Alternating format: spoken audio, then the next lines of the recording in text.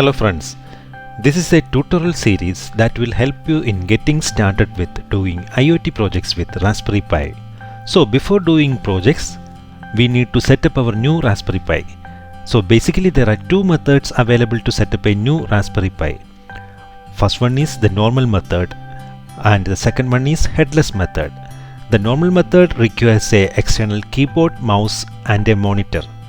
But the headless method, you don't need any of these peripherals. You can just set up in a headless method and connect it with your existing laptop. So this is the most convenient way if you are planning to do IoT projects with Raspberry Pi. Anyway, there are two PowerPoint presentation files detailing the setup of Raspberry Pi in both methods, that is in normal method and headless method. The links to download those PPTs are given in the description section of this video. So after setting up the Raspberry Pi, we can start doing the examples one by one.